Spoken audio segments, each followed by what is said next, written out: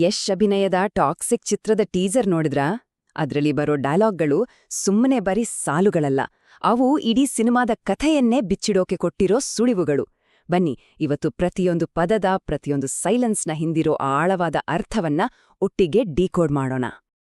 Teaser ಶುರು ಆಗೋದೇ ಈ ಒಂದೇ ಒಂದು ಸಿಂಪಲ್ ಪ್ರಶ್ನೆಯಿಂದ. ಆದ್ರೆ ಇದು ಕೇವಲ ಪ್ರಶ್ನೆಯಲ್ಲ, ಇದು ಆ ಇಡೀ ವಾತಾವರಣದಲ್ಲಿ ಒಂದು ರೀತಿ ಭಯ ಮತ್ತು ನಿರೀಕ್ಷೆಯನ್ನ ಹುಟ್ಟುಹಾಕತ್ತೆ. ಅಂದಹಾಗೆ, ಯಾರು ಈ ಅವನ ಬರುವಿಕೆ ಯಾಕೆ ಎಲ್ಲರಲ್ಲೂ ಇಷ್ಟೊಂದು ಆತಂಕವನ್ನ ಸೃಷ್ಟಿಸ್ತಾ ಇದೆ? ಈ ಒಂದು ಪ್ರಶ್ನೆಯೇ ನಮ್ಮನ್ನ ಕಥೆಯೊಳಗೆ ಎಳೆದುಕೊಳ್ಳುತ್ತೆ ಅಲ್ವಾ?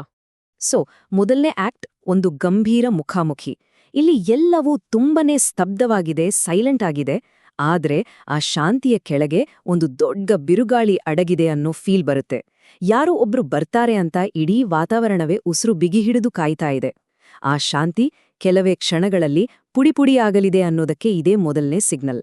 ಒಂದ್ ವಿಷಯ ನೋಡಿ, ಡೈರೆಕ್ಟರ್ ಈ ಸೀನ್ನ ಎಲ್ಲಿ ಪ್ಲೇಸ್ ಮಾಡಿದಾರಂತ? ಇದೊಂದು ಪವಿತ್ರ ಸ್ಥಳ, ಬಹುಶಃ ಒಂದು ಅಂತ್ಯಕ್ರಿಯೆ ನಡೀತಿದೆ. ಇಂಥ ಒಂದು ಗಂಭೀರ ಧಾರ್ಮಿಕ ವಾತಾವರಣವನ್ನ ಯಾಕಾಯ್ಕೆ ಮಾಡ್ಕೊಂಡ್ರು? ಯಾಕಂದ್ರೆ ಇಂಥ ಒಂದು ಪವಿತ್ರ ಸ್ಥಳದಲ್ಲಿ ನಡೆಯೋ ಹಿಂಸೆ ಬೇರೆಲ್ಲೇ ನಡೆದ್ರೂ ಆಗೋದಕ್ಕಿಂತ 1000 ಪಟ್ಟು ಹೆಚ್ಚು ಶಾಕಿಂಗ್ ಆಗಿರುತ್ತೆ. ಇದು ಉದ್ದೇಶಪೂರ್ವಕವಾದ ಆಯ್ಕೆ. ಈ ಒಂದೇ ಒಂದು ಲೈನ್ ಇದೆಯಲ್ಲ, ಇದು ಇಡೀ ಸೀನ್ನ ಎಮೋಷನಲ್ ಕೋರ್.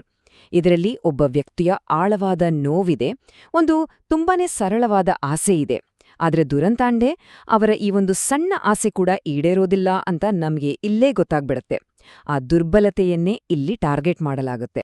ಇದು ಒಂದ್ ರೀತಿ ಹತಾಶೆಯ ಮಾತು, ಒಂದು ಸುಳ್ಳು ಭರವಸೆ, ಮತ್ತೆ ಇದೇ ಒಂದು ಅದ್ಭುತವಾದ ಫೋರ್ ಶ್ಯಾಡೋಯಿಂಗು ಕೂಡ. ಯಾರೋ ಅಷ್ಟು ಹುಚ್ಚರಿಲ್ಲ ಅಂತ ಅವ್ರು ಹೇಳಿದ ತಕ್ಷಣ ನಮ್ಗೆ ಗೊತ್ತಾಗ್ಬೇಕು, ಬರಲಿರುವನು ನಮ್ಮೆಲ್ಲರ ಕಲ್ಪನೆಗೂ ಮೀರಿದ ಹುಚ್ಚ ಅಂತ.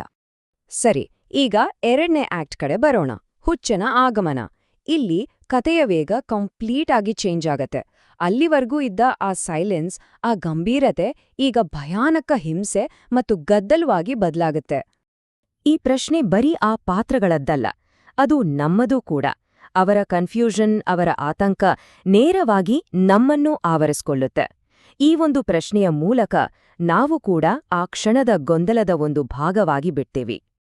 ಈ ಮಾತುಗಳನ್ನ ಕೇಳಿ, ಆ ಶಾರ್ಪ್, ಆತಂಕಭರಿತ ಆದೇಶಗಳು, ಆ ಸಮಾರಂಭದ ಪವಿತ್ರತೆ ಹೇಗೆ ಹಾಳಾಗ್ತಿದೆ, ಮತ್ತೆ ಆ ಅನಿರೀಕ್ಷಿತ ವ್ಯಕ್ತಿಯ ಬರುವಿಕೆಯಿಂದ ಉಂಟಾದ ಭಯ ಹೇಗೆ ಎಲ್ಲೆಡೆ ಹರಡ್ತಿದೆ ಅನ್ನೋದು ಕ್ಲಿಯರ್ ಆಗಿ ಗೊತ್ತಾಗತ್ತೆ. ಶಾಂತಿಯುತವಾಗಿದ್ದ ಸ್ಥಳ ಈಗ ಯುದ್ಧ ಭೂಮಿಯಾಗಿದೆ. ಇದು ತುಂಬಾ ಕ್ರೂಷಿಯಲ್ ಮೊಮೆಂಟ್. ಬಂದಿರೋ ಅವನನ್ನ ಕೇವಲ ಒಬ್ಬ ಕುಡುಕ ಅಂತ ತಪ್ಪು ತಿಳ್ಕೊಳ್ತಾರೆ. ಇದು ಸಿನಿಮಾದ ಒಂದು ಕ್ಲಾಸಿಕ್ ತಂತ್ರ. ಯಾಕಂದ್ರೆ ಅವನ ನಿಜವಾದ ಸ್ವರೂಪ ಗೊತ್ತಾದಾಗ ಆ ಶಾಕ್ 1000 ಪಟ್ಟು ಹೆಚ್ಚಿರುತ್ತೆ. ಈ ರೀತಿ ಕಡಿಮೆ ಅಂದಾಜು ಹಾಕೋದು ಮುಂದಿನ ರಿವೀಲ್ನ ಇನ್ನಷ್ಟು ಪವರ್ಫುಲ್ ಮಾಡುತ್ತೆ. ಜಸ್ಟ್ ನೋಡಿ ಎಷ್ಟು ಬೇಗ ಸಿಚುವೇಶನ್ ಕೈಮೀರಿ ಹೋಗುತ್ತೆ ಅಂತ. ಕೆಲವೇ ಕ್ಷಣಗಳ ಹಿಂದೆ ಹೊರಗೆ ಹೋಗುವಂತಿದ್ದವರು ಈಗ ಕೊಲ್ಲು ಅಂತ ಆರ್ಡರ್ ಕೊಡ್ತಿದ್ದಾರೆ. ಈ ಬದಲಾವಣೆಯೇ ಸಾಕ್ಷಿ, ಬಂದಿರೋವನೋ ಸುಮ್ಮನೆ ಒಬ್ಬ ಕುಡುಕ ಅಲ್ಲ, ಅದೊಂದು ಮಾರಣಾಂತಿಕ ಆಪತ್ತು. ಫೈನಲಿ ಮೂರನೇ ಆಕ್ಟ್, ಕ್ಲೈಮ್ಯಾಕ್ಸ್ ರಿವೀಲ್. ಇಲ್ಲಿವರೆಗೂ ಇದ್ದ ಎಲ್ಲ ನಿರೀಕ್ಷೆ, ಭಯ ಮತ್ತು ಗೊಂದಲಗಳಿಗೆ ಒಂದೇ ಒಂದು ಸಾಲು ಉತ್ತರ ಕೊಡುತ್ತೆ. ಮತ್ತೆ ಆ ಉತ್ತರ ಇಡೀ ಸನ್ನಿವೇಶದ ಅರ್ಥವನ್ನೇ ತಲೆ ಕೆಳಗಾಕ್ಸ್ಬಿಡುತ್ತೆ. ಆ್ಯಂಡ್ ದೇರ್ ಇಟ್ ಇಸ್, ಆ ಶಾಕಿಂಗ್ ರಿವೀಲ್. ಅಪ್ಪ ಬಂದಿದ್ದಾನೆ. ಈ ಮಾತು ಮೈ ಝೂಮನಿಸತ್ತೆ. ಇಷ್ಟೆಲ್ಲ ಭಯಕ್ಕೆ ಕಾರಣವಾದ ಆ ಹುಚ್ಚ, ಆ ರಾಕ್ಷಸ ಬೇರಾರೂ ಅಲ್ಲ, ಆತನೇ ಅಪ್ಪ. ಮನೆಗೆ ಬಂದೆ ಅನ್ನೋ ಮಾತು ಸಾಮಾನ್ಯವಾಗಿ ಪ್ರೀತಿ ಮತ್ತೆ ಸೇಫ್ಟಿಯ ಸಂಕೇತ. ಆದ್ರೆ ಇಲ್ಲಿ ಅದು ಭಯ ಮತ್ತು ವಿನಾಶದ ಘೋಷಣೆಯಾಗಿದೆ.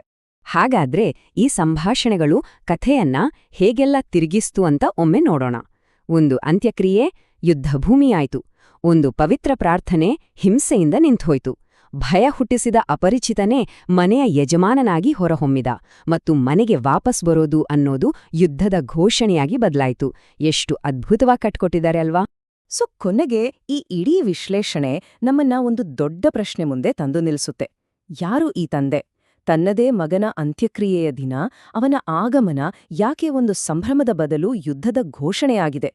ಈ ಪ್ರಶ್ನೆಗಳೇ ಸಿನಿಮಾದ ಮೇಲಿನ ಕ್ಯೂರಿಯಾಸಿಟಿಯನ್ನ ದುಪ್ಪಟ್ ಮಾಡುತ್ತೆ ಮತ್ತೆ ನಮ್ಮನ್ನ ಯೋಚನೆ ಮಾಡೋ ಹಾಗೆ ಮಾಡುತ್ತೆ.